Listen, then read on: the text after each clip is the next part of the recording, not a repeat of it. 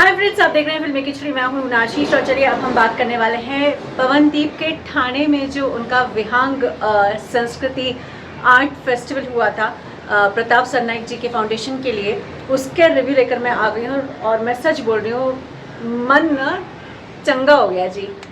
इतनी ठंडक पै गई दिल नू कि मैं आपको बता नहीं सकती। मैं I was thoroughly enjoying the complete show. एक तो ऐसा लग रहा था कि अच्छा ठाणे में है, मुंबई के पास के शहर में है, तो ऐसा लगता है पास पास में गा रहा है अभी तक तो खूब दूर दूर गा रहा था, तो ऐसा लगता है पास में ही गा रहा है सो जोक्स अपार्ट, पवनदीप के इस शो की खासियत ये थी कि वो एज यूजुअल सी स्वीट सी स्माइल लेकर आ गया और इतने सारे लोग आए थे उसे देखने के लिए कि आयोजक खुद कह रहे थे कि अगर 3-4 और कुर्सियाँ हो जाएं तो वो भी भर जाएंगे। 3-4 हज़ार मतलब 3-4 हज़ार कुर्सियाँ। अभी तो ये कुर्सियाँ भी कम पड़ गई हैं। और सर्टनली मैंने आयोजक जो कि पूर्वेश सरनाइक जी थे, उनका इंटरव्यू पहले ही आपको सुना दिया है।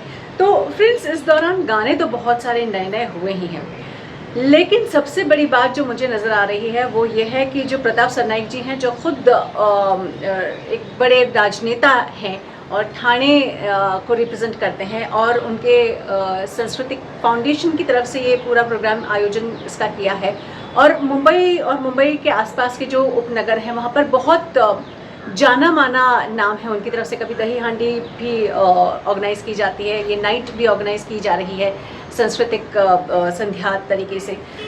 सो बहुत बड़ा प्लेटफॉर्म मुंबई करों के लिए रहा है और मुंबई करों के लिए बहुत लव्ड प्रोग्राम्स में से एक रहा है।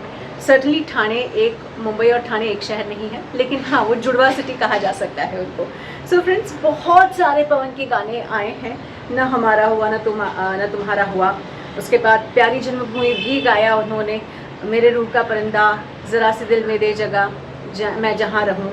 उसके बाद फिर वो कीबोर्ड पर आए, तबले पर भी आए, पर बहुत छोटे से समय पे। यार मुझे लग रहा था कि एक हाथ और गाना सुना दे यार, पेट कहाँ भरता है ना इस लड़के से सो कीबोर्ड पे जो है, आने वाला पल, लंबी जुदाई, तुझे याद न मेरी आई, आज जाने की जिद ना करो, होठों से छू लो तुम, विच इज़ जगजीत साहब की गज़ल। ओके, उसके बाद तुम इतना जो मुस्कुरा रहे हो, अगेन जगजीत सिंह साहब की गज़ल।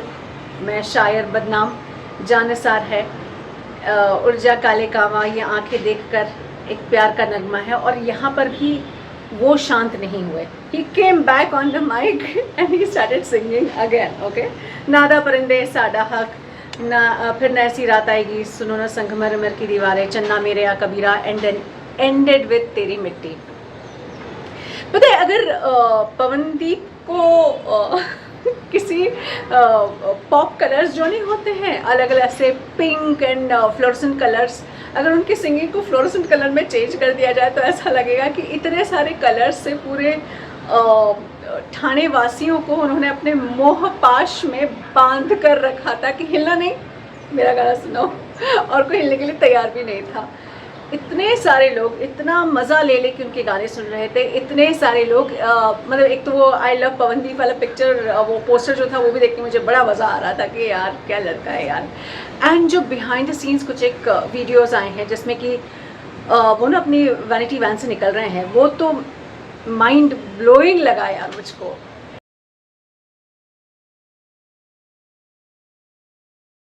फ्रेंड्स, अब ऐसे में मैं आपको बताना चाहती हूँ कि प्रताप सरनाइक जी जो हैं वो क्यों इतना खुश होकर बात कर रहे थे।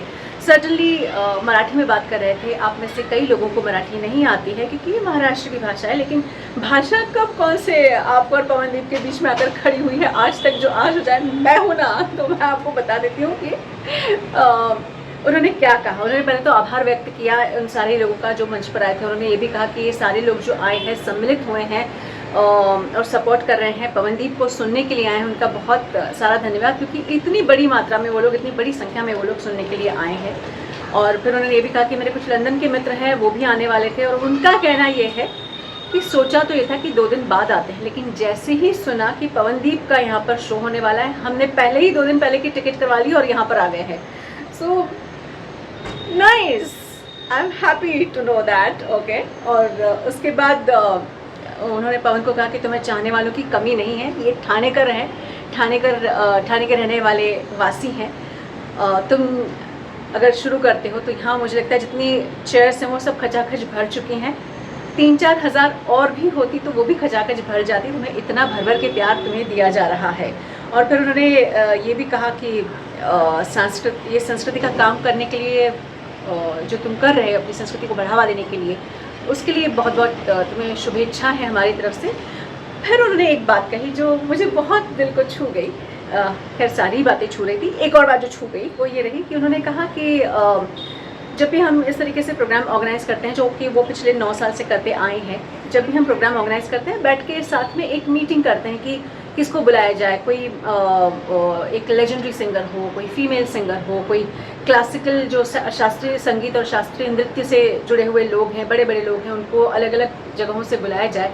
और फिर ऐसे में आज के समय का सबसे पॉपुलर कौन ऐसा है जो लोगों के दिलों पर छाया हुआ है, हम उसके बारे में सूझ नहीं रहा था हमको। तो उन्होंने विशाल दादलानी, जो कि उनके पिताजी जो कि दादलानी पार्क वहाँ पर ठाणे में रहा है, वो उनके ओनर हैं, तो विशाल से उनकी मैत्री है, दोस्ती है। उन्होंने पूछा किसे बुलाया जाए, तो उन्होंने कहा आज के समय में पवनदीप को बुला लो, बाकी सब लोग आ जाएंगे और प्रोग्राम हिट हो जाएगा। कुछ इस तरीके से उन्होंने बात कही और अच्छा लग रहा था। एंड पवन क्या कर रहा था, चुपचाप स्वीट सी स्माइल देके खड़ा हुआ था और सुन रहा था। बहुत सारी मराठी उसे समझ में नहीं आ रही थी, बट क्या है ना, एक तो बहुत सुंदर आवाज़, दिल को छू लेने वाली आवाज़, मंत्र मुग्ध कर देने वाली आवाज़, सामने वाले को माया जाल में जकड़ लेने वाली आवाज़, और ऊपर से ये छोटी सी स्वीट सी स्माइल देके चारों खानों चित कर देने में माहिर है पवनदीप। यार मज़ा आ गया, it was just too good. अब आप बताइए, आपके ऊपर वो पवनदीप की आवाज़ का माया जाल चला या नहीं चला, ज़रा लिख कर बताइए। और जो प्रताप सरनाइक जी कह रहे थे पवनदीप की तारीफ में, आप उससे मतलब do you believe those words और you don't believe those words, और you will say something else to Pawandeep and his voice, ज़रा लिख कर बताइए। जय हिंद।